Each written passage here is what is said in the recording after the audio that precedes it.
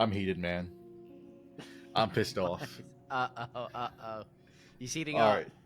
We're going to talk about something that has been on my mind for a long, long time today, guys, on the scary door. So I want to start by asking a question.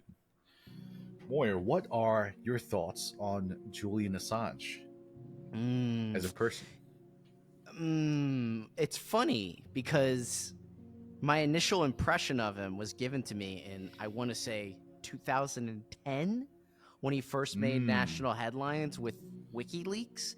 And at the time, of course, I was a truth seeking college student who thought he was doing the right thing. And I think time has proved that. He holds governments accountable through WikiLeaks, whether you want to decide what's on there is legitimate or not. I'm not ready to have that conversation just yet, but I think he's a highly influential figure. But the thing that hung over him at that time was an obvious honeypot extradition trial against him for supposedly raping two Swedish women. Uh, yep. Who yeah, later so recanted their stories, by the way, which is really cool. absolutely. I think I remember when those were dropped, but that was the major conversation at the time. Since then, I haven't paid as much attention to him. It's kind of gone in and out, but WikiLeaks, it's like they're back, Revenge of Assange. WikiLeaks was an integral part to what, the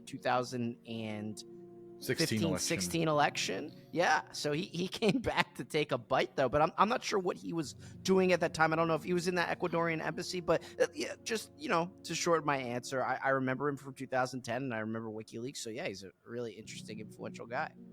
Yeah, he played a really pivotal part in the American election in 2015, 2016. For those of you who don't know, he was the one that released the Podesta emails, and he was on track to release all these emails with Hillary and the DNC, thanks to a leaker who we now know as Seth Rich, the guy who was Uh, murdered in in what they call a quote unquote botched robbery, even though nothing was taken from his body. Right? I love that. yeah, I'll sometimes see pictures of him in his. Well, first off, I think it's incredibly disrespectful to wear the flag, but I'll let that go. He wore an all-American flag outfit, and it was like, this man Seth Rich died for X, Y, and Z. But the stories behind his supposed murder are ridiculous. They are ridiculous. Like, It's like, he was oh, murdered for something. this guy was shot in the back of the head from a distance that must have been at least a couple hundred feet away, and then nothing was taken from his body. But that's somehow like a botched robbery. It's Well, like, okay. you, you know what makes it even funnier is okay. I don't want to make this an omen, but not many people know someone in their life who has died by being shot in the back of the head, which is great. But also, and this may sound stupid, maybe it is as it's coming out of my mouth, but whatever. What's the probability that that person who is shot in the back of the head also happens to be a DNC staffer who may have been exposed to sensitive information? That guy just happened to get robbed and killed. Okay, right. I like, how much do you want me to believe? So good point. You just brought up a really, really good point. You know, the average person, even if they're high up, they don't really know that many people that commit suicide. I mean, how many people in the average person's life know someone that does that kind of stuff? It used to be Maybe someone one, who knows someone in maybe high two. school. Yeah, Yeah, exactly. exactly. Hmm. I think when the numbers start cranking up to like 5, 6, maybe in the tens, that's when you think, oh, I think something's off here. I think that would be a fair assumption, right? Sure, absolutely. But the heart of what I'm trying to get at is that there's this belief these days that Julian Assange is still somehow alive, which I can't stand, because anyone that was paying attention to the news in 2016 would know for a fact that not only is he not alive, but the entire WikiLeaks team is dead. Julian What? Assange has been dead since 2016, and every single person that works with WikiLeaks in the original OG team is also dead. The this is it's very, very plainly obvious, and I'm going to give you guys a timeline of events that makes it more obvious than ever before. Right? Okay, go for it. So so we have to start around April 2016, and if you remember back then, that was when WikiLeaks was ramping it up with the Podesta emails, right? Yep. Yep. So they were putting heat on the DNC. They were putting heat on the governments by releasing cable uh, transmissions between the DNC and some foreign governments as well, and as well as Hillary's emails. A strange timeline of events happens from April until November. So, April 16th, Assange's United Nations lawyer dies by What jumping year in was front of this? a train. 2016. Okay, that's actually a good thread to keep in mind what we talked about earlier. Absolutely outrageous deaths occurring Yeah. with people that Dude. you would never hear normally in your own life. Sorry, keep So going. so this is insane, dude. So April 16th, Assange's lawyer dies by jumping in front of a train, suicide, right? May 11th, Michael Ratner, the WikiLeaks chief counsel, dies of cancer, a sudden cancer. He got hit with the cancer gun. July 10th, Seth Rich, the DNC staffer who we just discussed, is shot in the back of the head and dies. Nothing is stolen from his body, but it was Dude, they're reported cleaning as a him up. fucking botched robbery. August 10th, WikiLeaks offers a $20,000 reward for the murder of Seth Rich. And then after, on October 7th, they published the Wait. first batch of Podesta emails. Who offered a $20,000 reward? $20,000 WikiLeaks themselves. reward? Oh, to find who? Okay. I misheard that. I mean, Initially. they already know who did that, but I think that the reason for offering the reward in the first place is to shine a spotlight on the whole thing.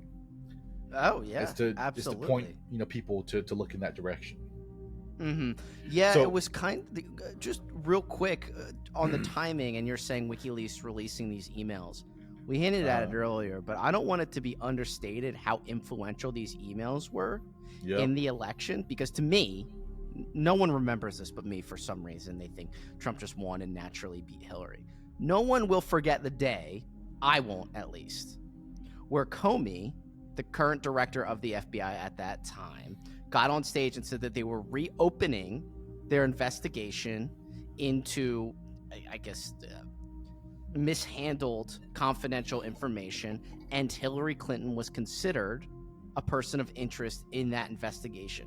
When Comey said that, I think, and it's fine, we can argue about it another time, I think it changed the tide of that entire election and ultimately resulted in Hillary losing. And the beginning of that, the first domino, was WikiLeaks. That was what kind of got it into public conscience and led him to do that. Plummeting the day that Comey said he was going to reopen the investigation. Absolutely. Yeah. But back to our timeline. Now we are in October, which is when things start to really heat up. So October 7th is when the first batch of Podesta emails get dropped by WikiLeaks. On October 14th, a week after, John Podesta tweets this. He tweets, "I bet the lobster risotto is better than the food at the Ecuadorian embassy." On October 16th and 17th, John Podesta tweeted that. So October 16th and 17th, John Kerry visits the UK and personally pressures Ecuador to stop Assange from publishing documents about Hillary Clinton, specifically about Clinton. October 16th. So for those of you who don't know, WikiLeaks has a dead man switch, where if anything was to happen to their core members, they would tweet out a key, and that key would unlock the rest of their files that they have on their drives. So on October 16th, they tweet out the pre-release keys, which means it's not the real thing. They're just getting ready to release the real thing. October 17th, I know you know this one. Pamela Anderson visits Assange and feeds him a vegan sandwich in the Ecuadorian embassy. I remember this, and I remember her going on Tucker Carlson afterwards to talk about it. Yep. And people were saying, "Why are you doing this?" And then she, for some reason, later drew attention to the war between Ubers and taxis. I don't know why, but that's a different story for a different time. October 18th, the next day, the Ecuadorian embassy cuts off Assange's internet access. Okay. And this is when shit starts to really, really get down. It's like a little kid who got sent to his room. On the same day, witnesses report heavily armed police and vans outside the embassy, and Mm. everyone within a like kilometer wide radius is barred from entering. Live feeds, even from like live street webcams, they're all cut off. Okay, Mm. October 18th, the same day, Fox News suddenly reports that Assange is going to be arrested in a matter of hours. All right, Yes, I do and remember this. at the end of the day, the main directory on WikiLeaks was made publicly visible. See, and Mm. all the dates and timestamps for all the files were changed to 1984, which is a reference to Of Orwell's book. course. Yes. And this is the finisher for the 18th, which is when everything happens. The London airport is evacuated due to a chemical attack, which never gets referenced again. So get this: all these black fans, they pull up to the Ecuadorian embassy. 2 hours later, the London airport is shut down due to a fucking quote unquote chemical gas attack, which never gets referenced afterwards. And then they use that as a cover to fly Assange out of the country. Okay. That's amazing. On the 20th of October, the Reddit for r/WikiLeaks, DNC leaks, WikiLeaks Task Force, and NSA leaks add 21 new moderators and remove all the previous mods. And all threads about Assange going missing have been deleted and still are deleted. So, so I have what I remember and can match it up to your timeline. And there was speculation about this too. That video of him getting pushed into that SWAT van or police van from the embassy when I believe he was getting extradited to the US, was it? Or elsewhere? There was a brief clip of him getting pushed into this van, and he had a book. I forget what it was book, but people like to speculate it was something symbolic. But my question is, was that him? Am I right in the timeline here, or is that not part of it? I don't recall that video being of Assange. I think it could be someone else. Okay. So he was dead by that point. He if he's not dead, which I think he is, he's probably held up in some CIA black site. There's no way in existence that he's still roaming around somewhere. It's just not, okay? And you'll see that as we go towards the end of the timeline. So October 20th to 21st, the WikiLeaks team tweets out 5 tweets, and each tweet has a misspelled character. And the incorrectly spelled character, if you separate all of them and isolate them, it spells "help him," which obviously refers to Assange, right? WikiLeaks Twitter has never made a spelling error ever, so this is very intentional. It's like a dumb, lazy anagram you'd see in what, Uncharted with Tom Holland. Actually, it was meaning that's kind of stupid, but whatever. I couldn't help but say something. But sure, help him. Well, it says help him. Okay, what? Okay. October 22nd, the Assange's mentor and key player in the WikiLeaks team mysteriously dies of lung cancer, which she didn't have the year before, which is cool. Okay. WikiLeaks tweets. So October 23rd, WikiLeaks tweets out a poll and asks how best to prove Assange is still alive, and the result was appear on video in front of people, which he hasn't done since. No, he has not. WikiLeaks tweets out a video as proof of Assange and Michael Moore, which was recorded in June. That's their proof. I remember that, and you know what? Any videos that they did show of him when he was alive, he looked like he was on death's door. He looked gaunt, disheveled, underfed. He didn't have much longer to last. If there were to be the, train impact cancer ray gun that the CIA seems to have, he got hit by it. Or he was on his way out or something. So, yeah, that's interesting. November 6th, a huge DDoS attack takes down WikiLeaks for the first time in years. Okay. November 7th, people have noticed that the hundreds of Podesta and DNC emails that were previously on WikiLeaks are now missing from the site. And November 8th, Trump wins. November 12th, Assange meets with a Swedish prosecutor regarding the rape allegations, but the lawyers are barred from attending, and the meeting is conducted via his ambassador in the Ecuadorian embassy, so it's not face to face. And then this is the kicker. On November 14th, WikiLeaks releases the files for the Dead Man Switch, but the encryption hashes don't match those tweeted in October. So Mm. that's the end of the timeline. I think. It, am I delusional in believing like this is so clearly WikiLeaks is now not under the original team? They're obviously very clearly co-opted, and Assange is either dead or at a CIA black site. Am I jumping too far, or is it obvious? I don't think so.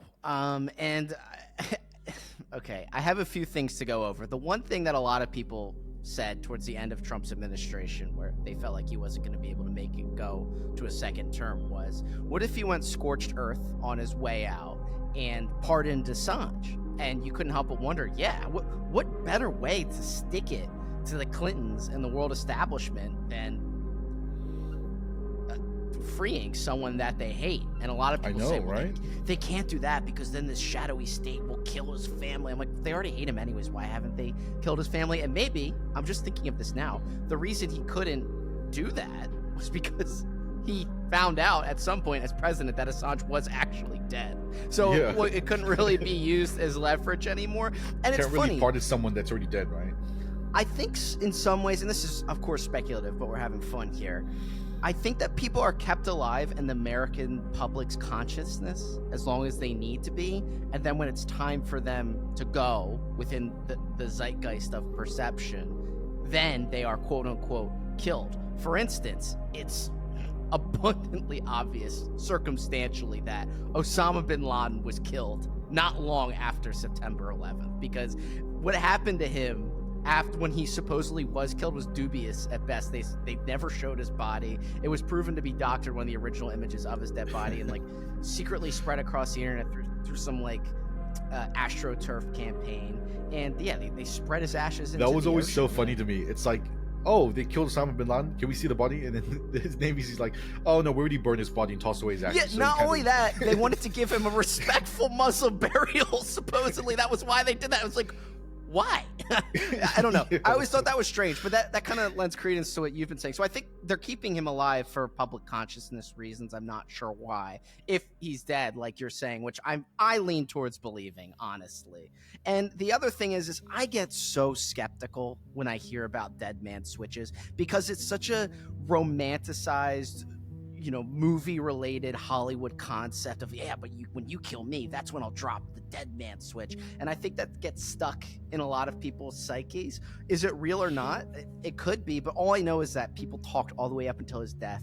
John McAfee, he supposedly had some dead man switch that was gonna reveal a bunch of people. He just died. He just killed himself in some like Spanish cell, and I'm supposed to believe there's something more going on there. Like, no, he was just a outrageous, rambunctious person that obviously had cultural impact, so I respect him for that. But he was obviously bloviating about having a dead man switch. I believe that they had a dead man switch, but it's also like, okay, so you understand that the U.S. government can DDoS the biggest sites in the world. They can even DDoS fucking blockchains, which have immutable information technology. You recognize all that, but you think that somehow if your dead man switch activates, the info is still going to get out somehow? Like, do you not understand the power differentials and how that works? Yeah, that's true. I mean, they could have the opportunity to have had everything in place to prevent that dead man switch. Then they kill him, and maybe some extra items floundered out at the end that weren't as big of a deal as what he intended to release after his death. But there's one big point I'm trying to make here, and it's starting off with a small one. When you talk about people dying of cancer, getting hit by trains, just looking gaunt, maybe succumbing to, I don't want to say poison of some sort, because that sounds fanciful too. But if you remember, and you brought him up earlier, Podesta, right? Okay. Is it Tony or Anthony? Which one's the chubby one? John Which one's Podesta. the skinny one? Oh, okay. And he has a brother too, something like Yep, that. Tony Podesta. So apparently, I'm not sure how long it was before he died or not. Andrew Breitbart, and I remember the day that he died on Drudge Report, he was beginning to bring up Podesta as well as a person of interest in just kind of the global crimes against humanity discussion.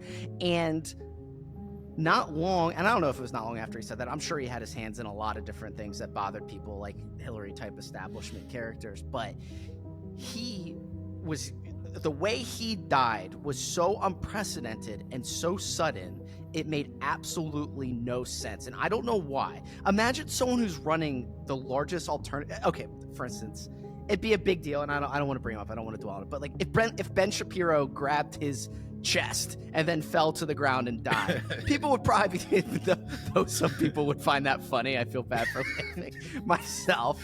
It would be a really big deal. People would wonder why or what was going on. Breitbart was Ben Shapiro, except effective and an actual investigator with legitimate talents. For those of you who don't know Breitbart, before Daily Wire, before Steven Crowder, Breitbart was the place for the right wing to be back then. It was the absolutely. It was the only place for people. It was like Vice for the right, you know. It was really hard hitting, because now if you go on there, it's like, here's how Trump can still win. It's just lame. Like I don't want any of that. But they used to be a lot more honest with their investigation, and Andrew Breitbart was very effective. There were swirling commentary after he died of, was this intentional? Did someone kill him? And I remember I read some distant article. It may have been a comment on an article about how the CIA developed a disintegrating poison bullet that can kill you and be untraceable. First off, why would something like that not exist, by the way, in the day of nanotechnology? I mean, that could easily exist. Okay, there might not be that's why people can die of cancer. They might not need to get hit by trains anymore.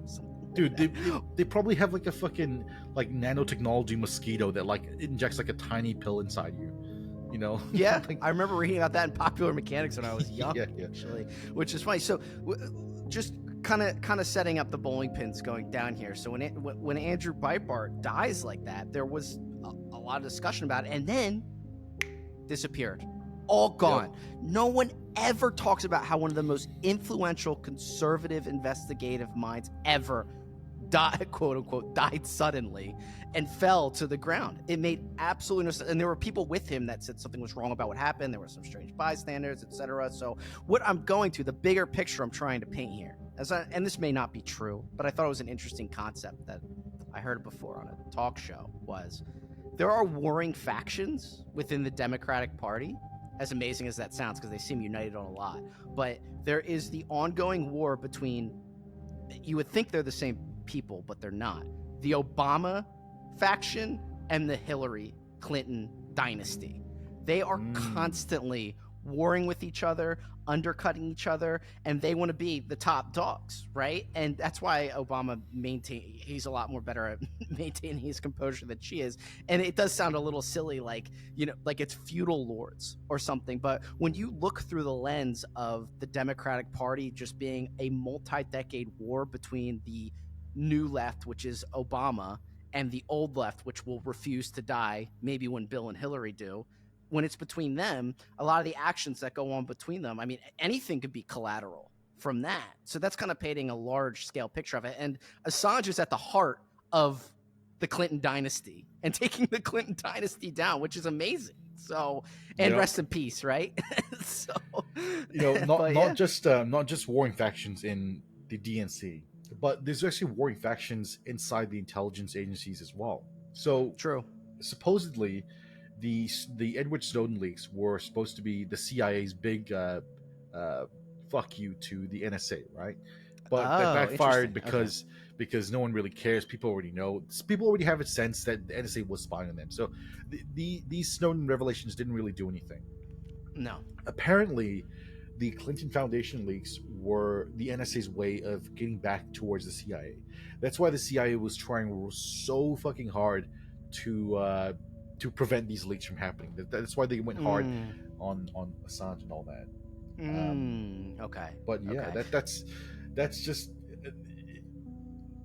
people that think, you know, oh, these intelligence agencies, they don't kill people. That's just like in the Cold War era. Trust me, they very, very are capable of doing the exact same thing that they've done 50 years ago. I was gonna say, I feel like they provably have. That is an old adage, like, but I'm sure they're perfectly fine now. You know, yeah. unclassified stuff eventually makes its way to light, and it said, well, that was 40 years ago when everyone was wearing, weird derby hats and going like, you're saying, yeah, and they like, yeah, I had to kill each other. That was just how it went, even though that might have been a caricature from 80 years ago. Now that I'm thinking about it, I'm getting old, whatever. But that's a good way to put it. So not to test your knowledge here, but I'm curious. According to, let's just say, I'll just say it, mainstream media, okay, typically consumed media, where is Assange supposed to be right now? Where is he right now? I think he should be in prison, right? I don't really know. In what country? Let me is he check. Still in Ecuador? You're like, I haven't looked into it because I know he's dead. So. Oh, apparently Assange is in his 5th year at a high security prison. Where? Yeah, in Belmarsh, wherever that is. I'm just supposed to believe that. It's the 5th year, even though. Oh my god! Look at this. So, despite having been convicted of no crime, he has also been too unwell to attend or meet with prosecutors face to face, doing all proceedings remotely. Okay, so maybe to firm up your timeline a little bit, and people can do their homework afterwards. I think that video I may have seen of him shortly before or after he supposedly died was him getting transferred from the Ecuadorian prison, which was in London, to the maximum security prison. I think that was where the transfer took place. And then I'm sure someone got in there from an outside agency and beat him to death. Maybe. I don't think he's even in the prison right now. Honestly, I think they transferred him from the Ecuadorian embassy straight to a black site and just killed him there. Like in some sequence like The Dark Knight, where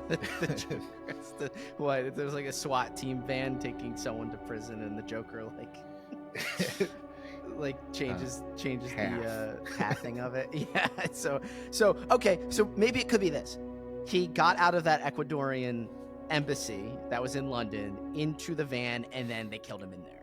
I think that's pretty believable. And put it this way. Say, oh, that couldn't happen. They couldn't do that. After Epstein, come on, dude. Let it rip. You can just kill him all the way now, So, and this was before Epstein, obviously. So, so yeah, they are. How egregious is that fucking gas attack in the London airport? Like, really?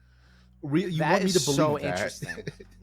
Yeah, like, okay, so there's supposedly a terrorist gas attack that's never referenced ever again, but it just happens to be so conveniently on that same day where black vans pull up. Okay, cool. We're getting a little conspiratorial, connecting disparate parts, but I can't help but say, circumstantially, why are all of these events happening on the same day and then never discussed again as well on top of that, And then when you throw Pamela, so what is Pamela Anderson, like a honeypot or something, or what was that all about? Maybe she fed him like some poison sandwich or like a fucking paralysis sandwich, so like he can't move and escape. Yeah. Yeah. So I didn't say it at the beginning because we were in serious mode going in your timeline, but to bring a little levity to the end of this. Yes, taking down the Clinton Foundation, WikiLeaks, International Man of Mystery, those are all cool things, I guess, but compared to this story, it's one of my favorite ones where this man is just trying to enjoy his vacation. I don't know if it was in Sweden or Australia, but this guy was trying to enjoy his vacation with his wife, who I assume was pretty, and they're in the middle of having a dinner. So it's not at a club, it's not at a bar. They're having dinner, a couple. Assange comes up to them while they're having dinner and starts talking very intently to the guy's wife and ignoring him in the conversation. So he's just hitting on this guy's wife hard, and there's nothing he can do about it. And then eventually the wife leaves with Assange. He cuffed this bitch. He took her right out from in front of him. Like, seriously, cuff your chick around this guy. But he obviously had some confidence about him and some movement, which made the Pam Anderson stuff. Dude, not thank surprising. God he was locked away in the embassy. Otherwise, there'd be no more girls left for the rest of us. All we'd have left are succubus. Yeah. So, there you go. But yeah, he after that story, I think the husband was interviewed, and he said, yeah, he was just fixated on my wife and basically ignoring me. It worked. So I guess that's a dominant. I won't get to pickup artist on anyone, that's the last thing I want to talk about. But imagine that's just a showing of dominance. It's just husband and wife at a table, and you just ignore him, and it's the woman picks up this sort of bravado of male energy and can't help herself. I don't know. Assange figured something out, so maybe he'll come back from the grave and do a pickup artist seminar. There you go. So My dude got this Seth Rich energy. yeah, exactly. All right. Well, you got anything else? Just one last thing. Back when I was a fan of Tucker, really disappointed to see him bloviate this whole thing, saying, "Oh, Assange needs to be freed." It's like, Tucker, he's dead. Just stop pretending. Well, unfortunately, and the scary door isn't meant to be political, okay? We're talking about conspiracy here, so just give us some room a little bit here. But he's become kind of a folk figure to some parts of the right, the Laurel Logan right, maybe. Yep. And they feel like when they bring him up, they're really talking about the real stuff. I'm not talking about taxes or, the police state or the deep state. I'm talking about Assange. Ooh, bet you didn't know about that from 14 years ago. It's so lame. It's just, I don't know. Maybe I'm an Assange hipster, but what can you do? So, but interesting stuff, Tyson. You got the timeline down. So thanks for your investigative repertoire coming to use on this. But yeah, if you guys enjoy this, let us know. Give us a comment, and don't forget to subscribe to us. Thanks, guys. And we'll see Assange in his coffin behind the scary door.